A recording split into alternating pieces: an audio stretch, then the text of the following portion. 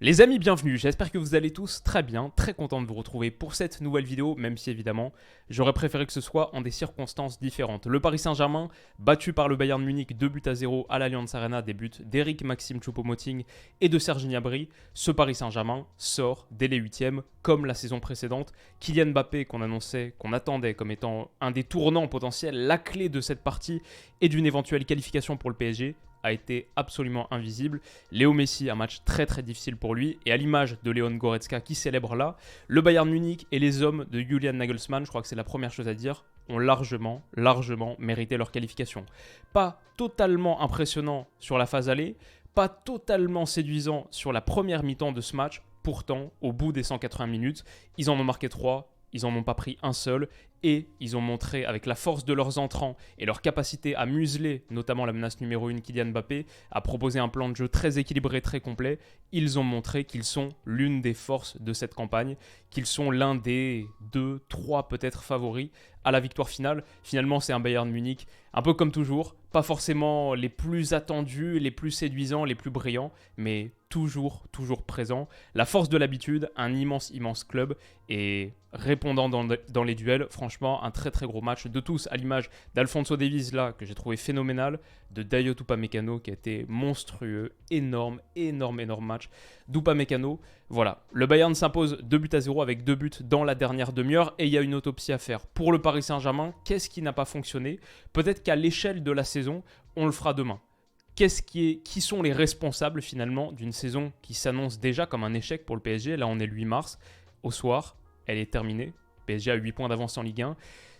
Bon, grosso modo, le titre ne devrait pas lui échapper. Et la Ligue des Champions, surtout, l'objectif majeur numéro 1, c'est encore fini dès la première semaine de mars. Ça, du coup, on reviendra demain dessus, parce qu'il y a vraiment beaucoup de choses à déballer. Mais aujourd'hui, sur ce match, qu'est-ce qui a fait que le PSG n'a pas pu faire la différence? Et qu'est-ce qui a fait que le Bayern l'a nettement emporté?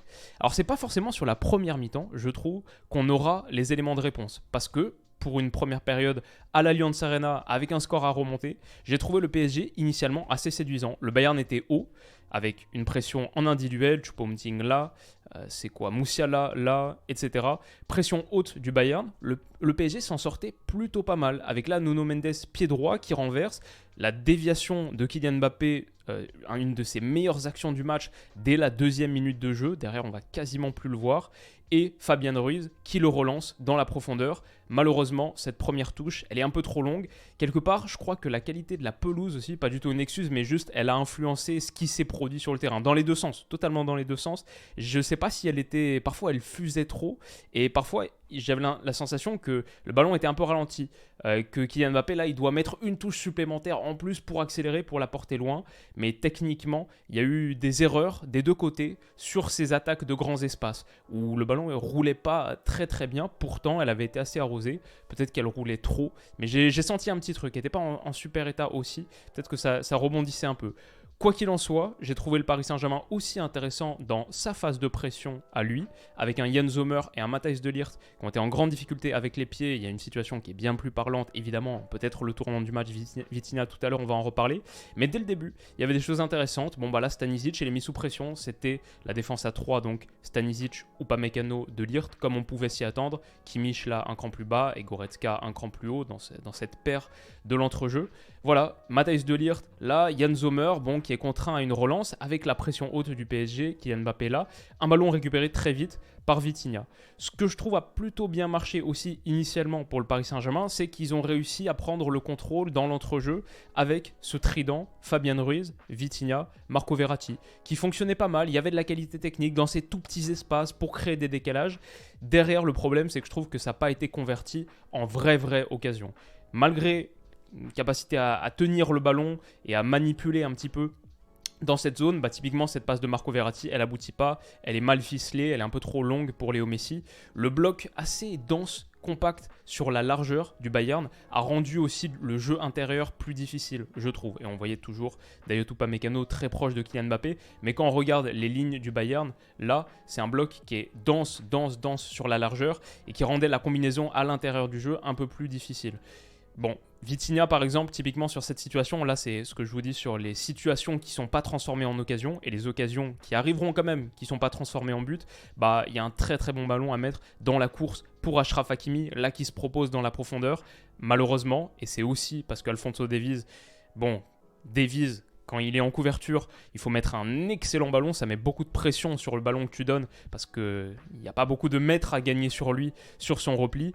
Bah, typiquement, le ballon là de Vitinha, il est un peu trop forcé, un peu trop à l'intérieur et surtout un peu trop fort. Ça aboutit pas. Et ça, c'est les situations que le PSG aurait dû, pour s'offrir une chance, aurait dû mieux exploiter, malheureusement. Qu'est-ce qu'on a ici? Simplement pour montrer la prise à deux de Kylian Mbappé, Stanisic, Dayot Upamecano, toujours un des deux et surtout les deux, surtout Upamecano mais souvent les deux, qui veillent au grain et qui rendent la progression difficile pour le PSG, malgré des accélérations de Léo Messi.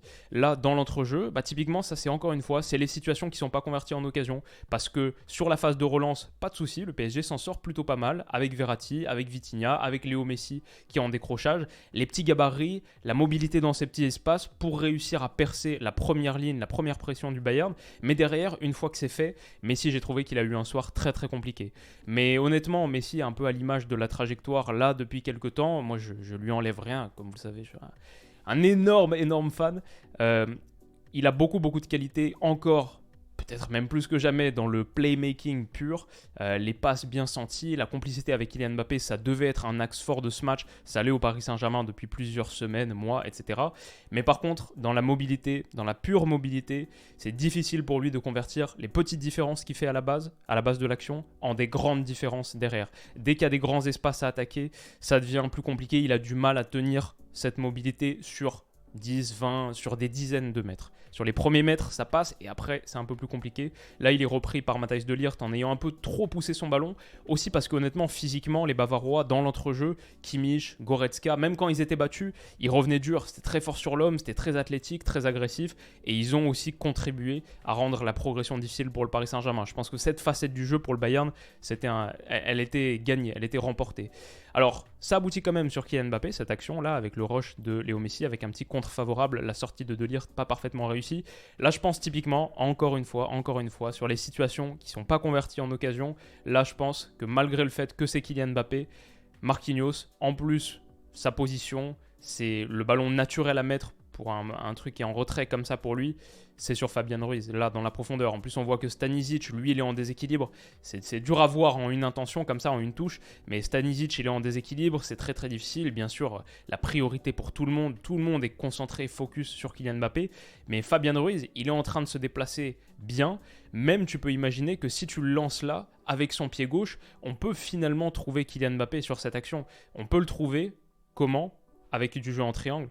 S'il est lancé là, Fabian Ruiz, derrière, il y a peut-être un centre en retrait à mettre pour Kylian Mbappé. En tout cas, voilà, ça se joue en une fraction de seconde. J'en veux pas tant que ça à Marquinhos, parce que tu vois Kylian Mbappé partir dans la profondeur, tu te dis, ok, c'est vraiment ça qu'il faut faire. Mais avec le recul, je pense que c'était une erreur technique. Une erreur de décision en tout cas. Et ça montre que le Paris Saint-Germain a eu des situations à convertir, a eu des situations à exploiter, mais n'a pas réussi justement à les convertir en occasion, trop souvent. Aussi parce qu'Upamecano, revient très très fort, et parce que Kylian Mbappé a du déchet technique sur sa prise de balle, la deuxième consécutive après celle à la deuxième minute de jeu, ça coûte cher. Ok, sinon encore une fois, Yann Sommer et Matthijs de Ligt qui se mettent un peu dans le pétrin avec la pression du Paris Saint-Germain, qu'il faut souligner. Mbappé aux avant-postes là, Messi, Hakimi qui vient presser, Vitinha là sur de Ligt. Et ce ballon qui est un peu cafouillé, ok, ça sort en touche, la réaction de Nagelsmann, très énervé. Voilà, franchement, moi sur les 30 premières minutes, je vois un Paris Saint-Germain où je me dis, ok, ils ont un peu du mal avec ballon à créer ensuite de vraies occasions, mais le plan de jeu, il est assez correct, c'est assez équilibré, ça ressemble pas du tout à ce qu'on a vu au match aller, où PSG était retranché devant son but pendant 1 heure jusqu'à l'entrée de Kylian Mbappé, en concédant genre 70% de la possession. Je crois que le PSG, au bout d'un moment, on va peut-être le voir ici, ouais, c'est autour de l'heure de jeu, la demi-heure de jeu, 28e minute. Le PSG a 56% de possession, 4 tirs à 1. L'entame de match, je la trouve plutôt réussie. Et typiquement, il va y avoir cette situation, hop, où Nuno Mendes lancé dans la profondeur par Fabian Ruiz, avec pour le coup Kylian Mbappé qui a fait un truc plutôt pas mal, séquence décalant comme ça sur le côté, il attire Upamecano, peut-être que le PSG aurait dû faire un peu plus de ça encore. Moi j'ai trouvé que cette connexion Mbappé-Nuno Mendes, on l'a pas assez vu. Pour moi ça devait être un des axes principaux prioritaires du match, on l'a pas assez vu, si peu vu. Pourtant là, il y a quelque chose d'intéressant, c'est Kylian Mbappé en s'exportant comme ça, en s'excentrant le long de la ligne de touche, il attire Upamecano et du coup, avec Fabian Ruiz, qui aussi, faut le dire, fait une bonne entame de match. Ça va être très très difficile pour lui par contre en seconde période. Physiquement, lui, il a vraiment décliné. Mais son entame de match, je l'ai trouvé pas mal à Fabian Ruiz. Et là, par exemple, il réussit un très très bon crochet intérieur qui ouvre de l'espace.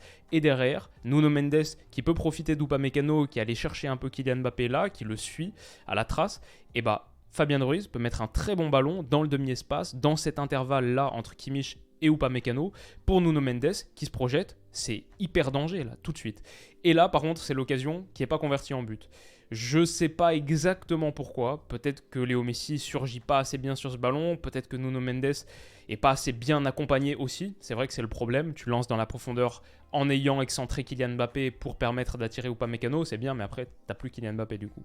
Aussi peut-être parce que le retour d'Alphonso Davies sur cette action est superbe. Honnêtement, lui, il a fait un très très gros match. Je le placerai sans problème, Alphonso Davies, dans mon top 3 des joueurs de la partie. Il a neutralisé une bonne partie de ce qu'a réussi à créer le Paris Saint-Germain. Mais bon, c'est quand même une belle occasion pour Paris au bout de 25 minutes de jeu. Il y a eu des mismatchs. Kingsley Coman, lui aussi, je trouvais qu'il a fait un très très gros match, défensivement et offensivement. Face à Sergio Ramos, il y a eu des moments où il a fait peur. Ok, c'est pas pour dire que la première période, la première demi-heure a été à sens unique pour Paris. C'est pas vrai, le Bayern a aussi eu des choses. Typiquement, ce tir de Musiala, là, à la 32e minute de jeu, qui conduit Donnarumma à réaliser une belle parade.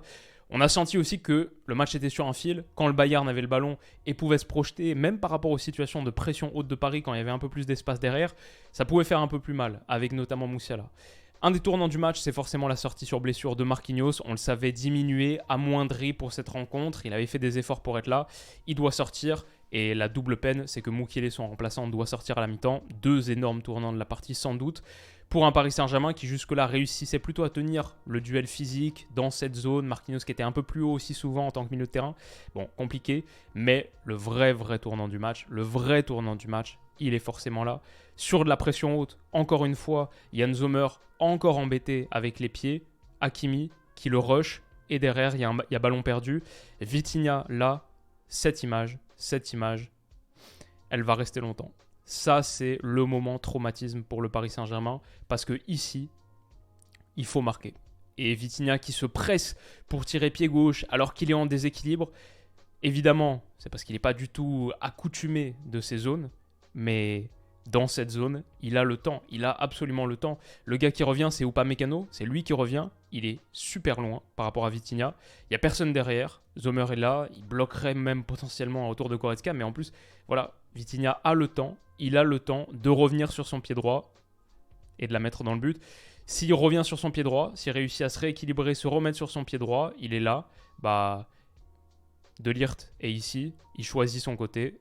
Et ça finit au fond. On peut même imaginer qu'avec le pied gauche, s'il la pousse un petit peu, juste la pousser, Kylian Mbappé converti dans le but vide.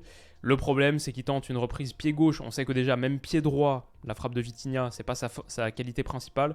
Il est un petit peu en difficulté sur la puissance, mais alors pied gauche en déséquilibre, c'est le mauvais choix. Matthijs de Ligt peut intervenir. Il faut souligner aussi le très bon retour de Matthijs de Ligt, qui sauve le Bayern là. Je ne peux pas vraiment en vouloir à Vitinha tant que ça, parce que disons que c'est pas sa qualité principale. On sait, il n'a pas encore marqué de but avec le Paris Saint-Germain. C'est pas un tueur, c'est pas un finisseur. C'est dur de lui en vouloir là-dessus. En revanche, c'est certain que c'est le tournant du match. Là, le Paris Saint-Germain, après une bonne première période, si le PSG réussit à convertir sa bonne première période, cette bonne physionomie, en un avantage sonnant et trébuchant, 1-0 à la 40e, voilà, comme on le disait dans l'analyse et la preview d'avant-match, le premier but est déterminant. Tu reviens à un partout en ayant fait une bonne entame. Psychologiquement, tout change juste avant la mi-temps et ça se joue à si peu. C'est ça aussi qui est dingue avec le foot, c'est que le Bayern finalement, je pense que dans quelques mois on se dira qu'ils étaient trop forts, même sur la quantité de leur effectif par rapport au Paris Saint-Germain, la profondeur de leur effectif, on se dira qu'ils étaient nettement forcément au-dessus et peut-être aussi que ça se joue en fait à ça quoi, à une énorme occasion.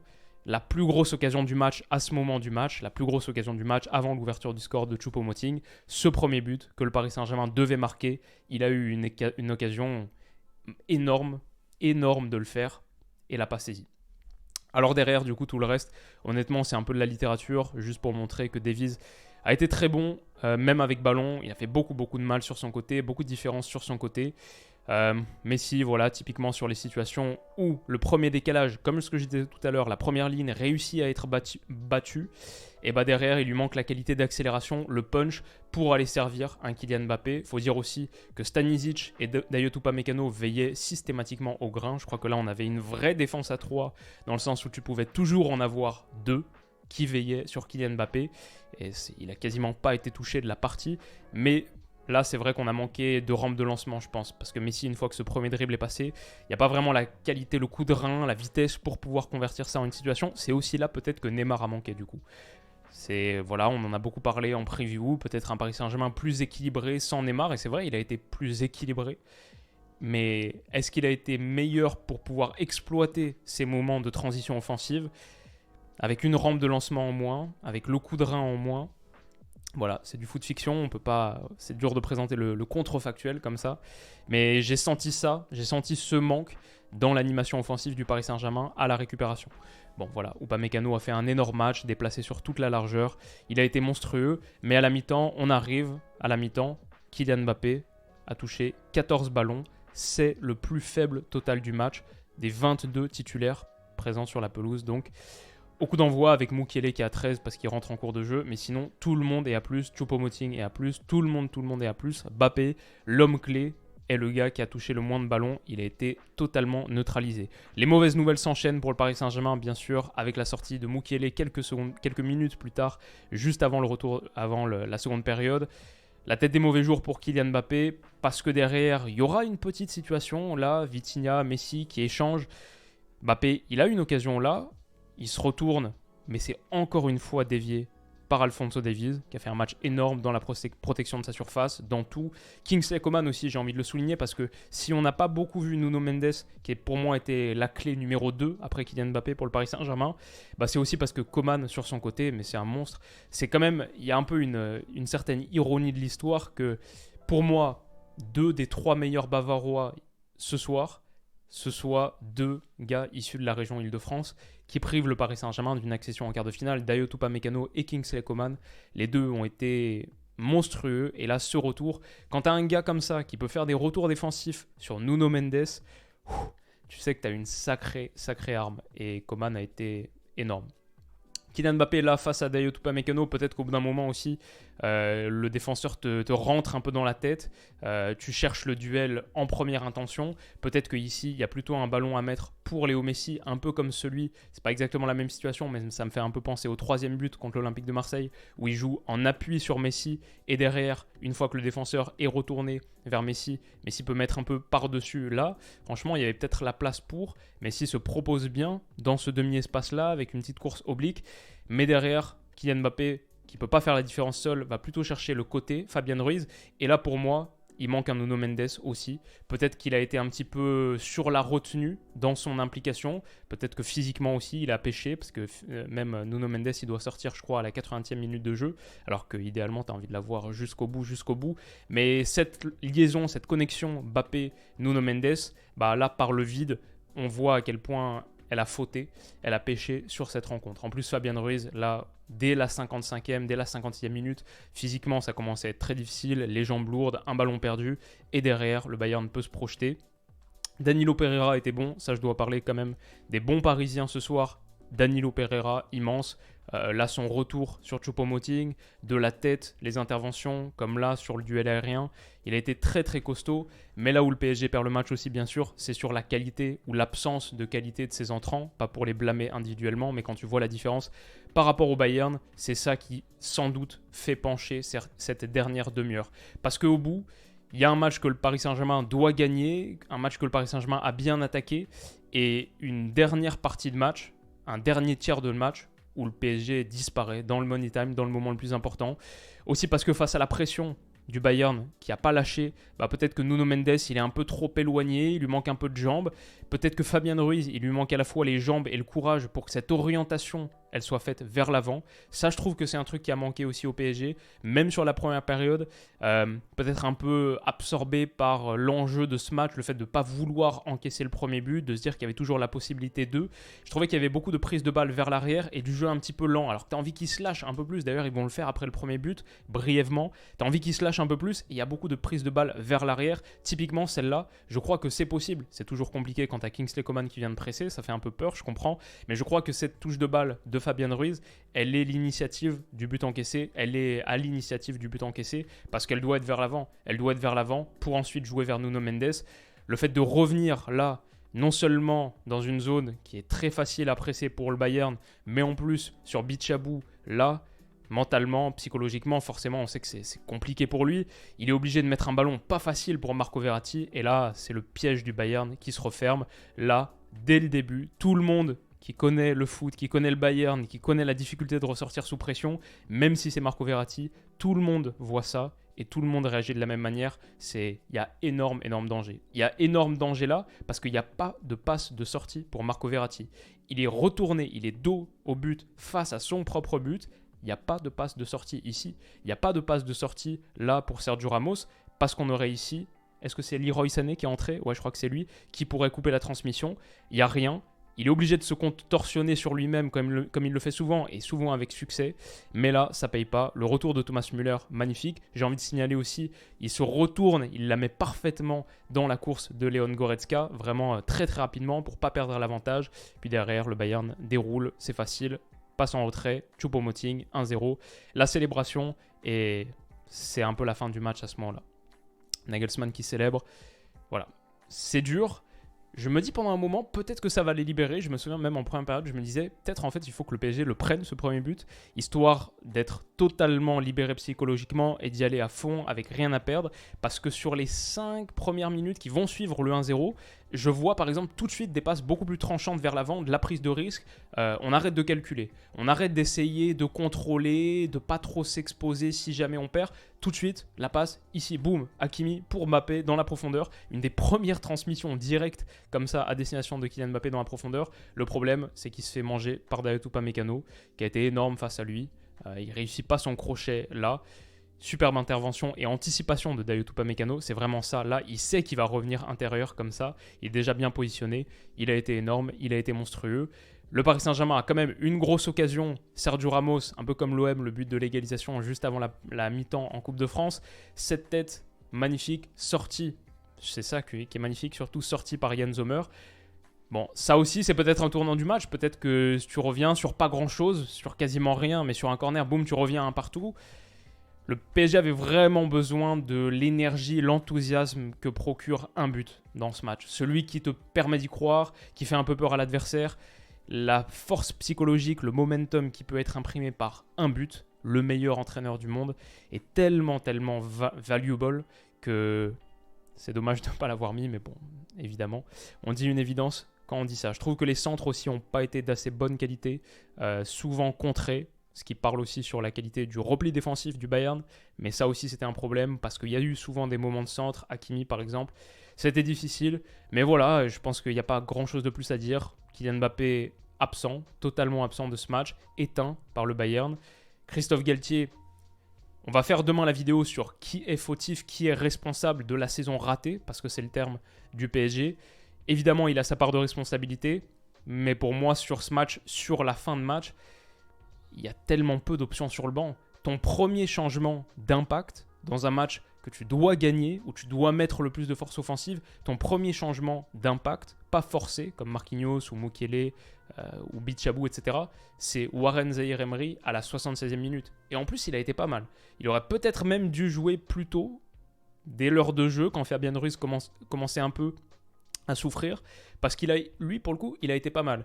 Mais voilà, derrière le Bayern, qui vient de faire entrer Sané, peut faire entrer Mané, Ça, il y a 20 secondes d'écart entre ces images. Je les ai trouvées tellement criantes, tellement parlantes. Derrière le Bayern en contre en transition face à un PSG très fatigué qui ne réussit pas à faire les replis, bah, va marquer le deuxième but par l'intermédiaire de Gnabry. Il y en aura même un troisième refusé pour hors-jeu. Voilà, je l'ai synthétisé dans une petite image que j'ai postée sur Twitter dans la foulée. Le Bayern fait 4 changements. Gnabry, Sané, Mané et Joao Cancelo. Le Paris Saint-Germain fait 4 changements d'impact. 3 changements d'impact. Parce que Bichabou, c'est une entrée forcée, mais j'ai pas mis Mukiele là-dedans. Bref, Bernat, Bichabou, Zahir Emery et Kitike.